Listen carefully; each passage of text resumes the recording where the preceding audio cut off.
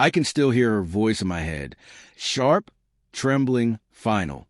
Get out and never come back. It wasn't the words that broke me. It was how certain she sounded, like she had been waiting her whole life to say them. I didn't argue. I didn't pack a bag. I just left the keys on the counter and walked out into the cold night, the silence following me like a shadow. We were supposed to be a family, messy, flawed, but real. I helped with everything. The bills, the house repairs, even the mortgage when my father's business collapsed. They said it was temporary, that things would get better. They never did. At 24, while my friends saved for their futures, I sent half my paycheck to keep a roof over my parents' heads. Mom called me her rock. Dad said I was the man of the house.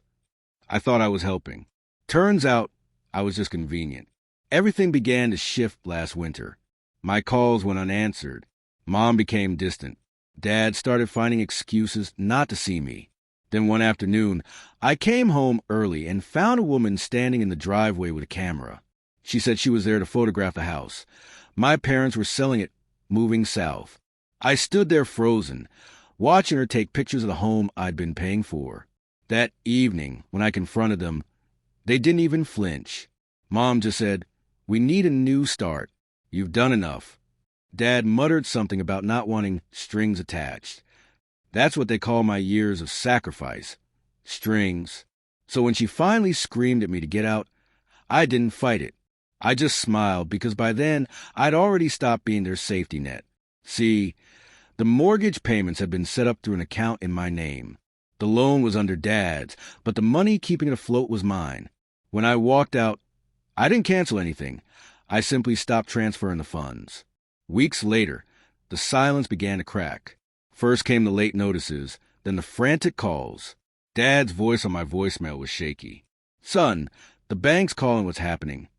I let it ring. 3 weeks in, he showed up at my door. Through the peephole, I saw him, smaller, tired, desperate. When I opened the door, he tried to sound calm. "Why'd you stop paying the mortgage?" I waited a moment before answering.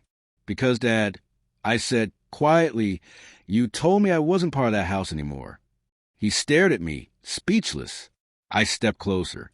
"You didn't want strings attached." So I cut them. The truth hit him like a storm. Every payment, every late night, every sacrifice, all of it had been me. He tried to say they'd lose everything. I told him, "You already did." Then I shut the door. A month later, I drove by the old house. The grass was overgrown, the for sale sign faded, and a bright orange foreclosure notice clung to the front door. I watched from across the street as Mom yelled at Dad on the porch. Her voice was sharp, the same tone she used on me that night. Only this time, he didn't walk away. I didn't feel revenge. Not really.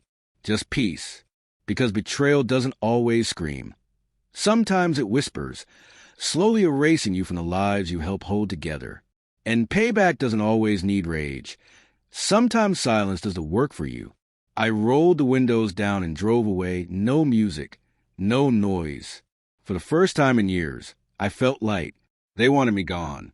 So I gave them exactly what they asked for and everything that came with it. That was the last debt I ever paid.